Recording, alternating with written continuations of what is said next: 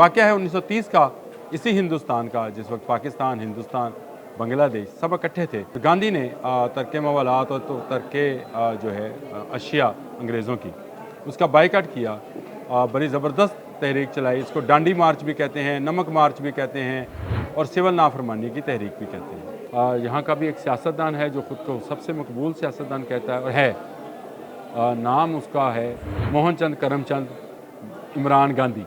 ये भी इनकी पॉलिसी जो है एक मरतबा फिर सिविल नाफरमानी की तरफ आ गई है। इनकी ये तहरीक 3 वजूहात की बिना पर नाकाम होगी। इस वक्त पंजाब में मुस्लिम लीग नून की हुकूमत है और पंजाब में तहरीक इंसाफ तितर बितर है। जो बाकी बचे हैं वो किसी की कॉल पर अब बाहर आने वाले नहीं हैं। बिस्मिल्लाहिर्रहमानिर्रहीम। बोलते कालम के साथ मैं हूँ आमिर रज़ा खान।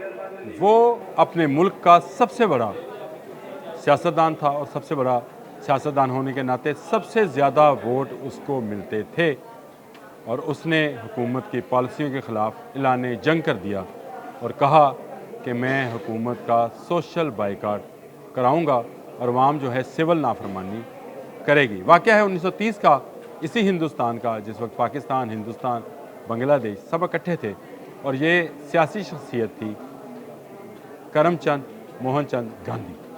ये मोहनचंद करमचंद गांधी और गांधी ने तर्के मवालात और तो तर्के जो है अशिया अंग्रेज़ों की, उसका बाइकाट किया। बड़ी ज़बरदस्त तहरीक चलाई। इसको डांडी मार्च भी कहते हैं, नमक मार्च भी कहते हैं और सिविल नाफरमानी की तहरीक भी कहते हैं।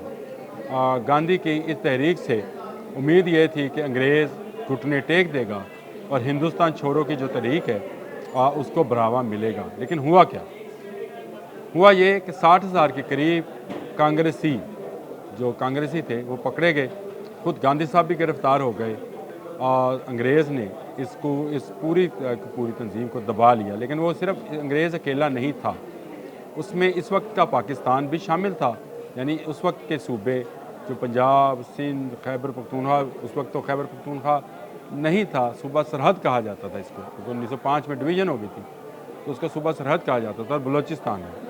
इन्होंने गांधी की इस कॉल पर लबैक नहीं कहा था और उन्होंने कायद आज़म की इस बात को सराहा कि हमें अंग्रेज़ के साथ टेबल पर बैठकर बात करनी चाहिए, धमका कर नहीं। जी हाँ, कायद आज़म ने इस सारे मामले में ख़ुद को ना सिर्फ अलग रखा बल्कि मुसलमानों को ये तलकीन की कि गांधी की इस चाल में ना आए।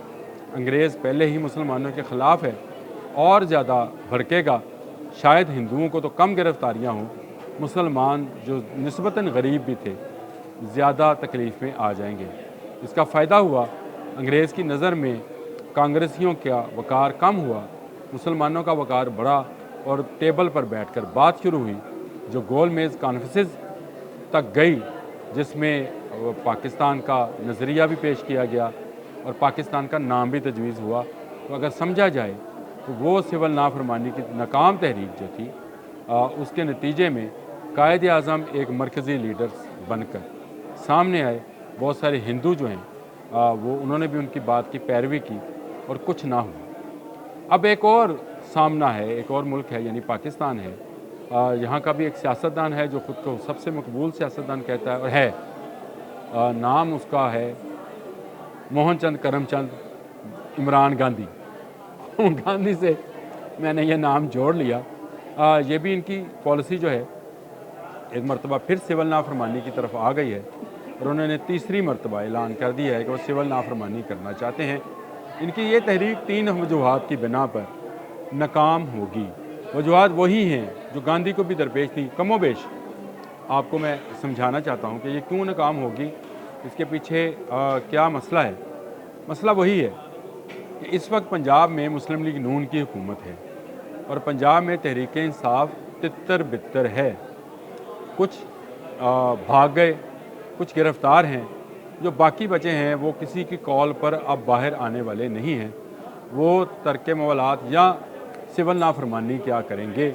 क्या वो पानी, बिजली, गैस के बिल नहीं देंगे तो बिजली और पानी, गैस और सेवरेज काट दी गई तो उनको फ़र्क नहीं पड़ेगा, उनके घरों को फ़र्क पड़ेगा। और ये नज़रिया उस वक्त भी था कि ये हल नहीं है, टेबल पर जाया जाए। मैंने आपको बताया कि 1930 के बाद ही गोल मेज़ कॉन्फ्रेंस का آغاز ہوا، اس سے پہلے تو 14 نکات پیش کیے جا رہے تھے اور نہرو کے کوئی 28 نکات تھے، اس کے بعد 14 نکات قائد اعظم صاحب کے آئے اور اس کے بعد جو ہے وہ بننا شروع ہوئی۔ تو گول میز کانفرنسز سے ہی معاملات جو ہیں وہ کافی حد تک حل طلب ہوئے، حل بھی ہوئے، اور 1936-37 میں الیکشن، 35-36 میں الیکشن بھی ہو گئی۔ اب جو ضد لگا رکھی ہے، مجھے صرف پاکستان تحریک انصاف یہ بتا دے کہ کیا پاکستان میں اس کی اکثریت ہے؟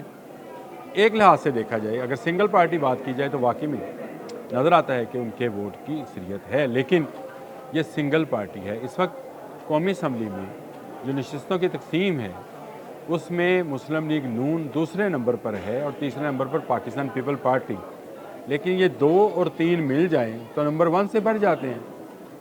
اچھا، نہ صرف یہ بڑھے بلکہ اس میں ایم کیو ایم کے 17 ووٹ آگے، مولانا فضل الرحمان کے 4 آگے، کاف لیگ اور باقیوں کو 12 ووٹ شامل کر لیں۔ اس سے اندازہ ہوتا ہے کہ اس وقت 1.5 گنا تعداد ہے ان لوگوں کی جو عمران خان کے نظریے پر لبیک نہیں کہتے ہیں، یعنی وہ کسی قسم کی ریاست کے ساتھ جنگ کے متمنی نہیں ہیں۔ وہ اس ملک میں کاروبار کو چلتا ہوا دیکھنا چاہتے ہیں، وہ اس ملک میں نظام کو آگے بڑھتا ہوا دیکھنا چاہتے ہیں، وہ کسی نظام میں کوئی رکاوٹ یا کوئی سپیڈ بریکر جو ہے اس کو لگانے کے حامی نہیں ہیں۔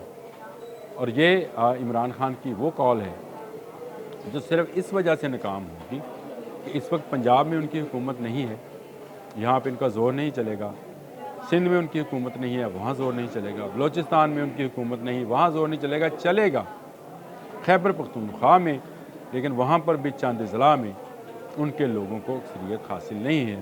تو کیا ڈنڈے کے زور پر لوگوں سے کہا جائے گا کہ بل ادا نہ کریں؟ اور جو بل ادا نہیں کریں گے ان کو تو اور زیادہ مشکلات کا سامنا کرنا پڑے گا، ان کے لیے ایک اور مشکل جو ہے وہ سامنے آ جائے گی، اور اس کے بعد وہ کس منہ سے وفاق سے اپنا حق مانگیں گے، کیونکہ وہ تو اس کا بائیکاٹ کر چکے۔ تو کیا این آر او لینے کے لیے، کیا اسٹیبلشمنٹ سے اپنی رہائی کے لیے یہ سارے اقدامات کیے جا رہے ہیں؟ اگر کیے جا رہے ہیں تو یہ ایک ناکام پالیسی ہے۔ یہ 1930 میں بھی ناکام تھی، یہ 14 دسمبر کے بعد بھی ناکام ہوگی۔ یہ میں نے کل بھی کہا تھا کہ یہ کوئی ترب کا پتہ نہیں ہے، یہ ایک لالی پاپ ہے جس پر لگایا جا رہا ہے لوگوں کو، اور بتایا جا رہا ہے کہ شاید اس طرح حکومت دباؤ میں آئے گی۔ دنیا کی کوئی حکومت اس میں دباؤ میں نہیں آتی۔ اب آ جائے بیرون ملک مقیم جو ریمیٹنسز آتے ہیں، اس میں کیا کمی آ جائے گی؟ کیا پہلے جتنی مرتبہ 2 مرتبہ تو ہو چکا، کیا کمی آئی؟ یہ ایک غلط جو ہے شاید کیلکولیشن ہے۔ کیلکولیشن یہ ہے کہ بیرون ملک سے لوگ پاکستان کو سرمایہ بھیجتے ہیں، بیرون ملک سے لوگ پاکستان میں سرمایہ بھیجتے ہیں۔ اس کو اور میں کے درمیان جو فرق ہے اس کو سمجھنے کی ضرورت ہے۔ جو لوگ باہر سے کماتے ہیں وہ یہاں پیسہ صرف اس لیے بھیجتے ہیں تاکہ ان کے جو یہاں عزیز و اقارب ہیں وہ پرسکون زندگی گزار سکیں۔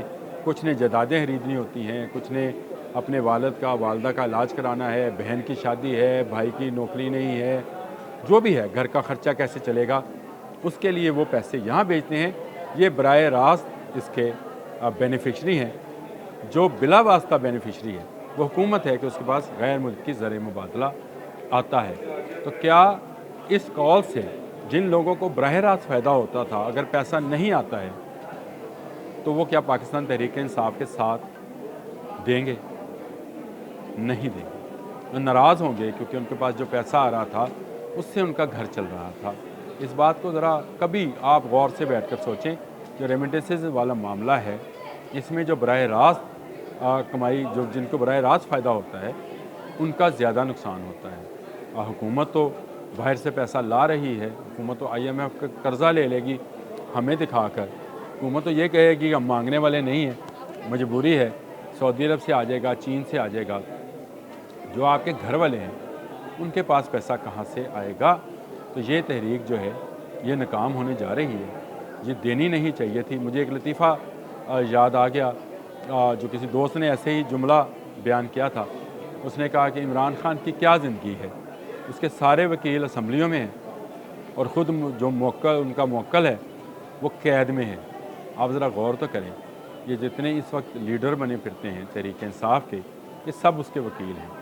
یہ کبھی نہیں چاہیں گے کہ عمران خان باہر آئے. یہ تو چاہیں گے کہ عمران خان لمبی قید میں جائے. ایک اور لطیفہ سنا دوں جاتے جاتے آپ کو. کسی نے دوست نے بھیجا, اس نے کہا کہ اس پیر کا کاروبار زیادہ چلتا ہے جس کے پاس مزار ہو. اگے تسی آپ سمجھدار ہو. اللہ حافظ.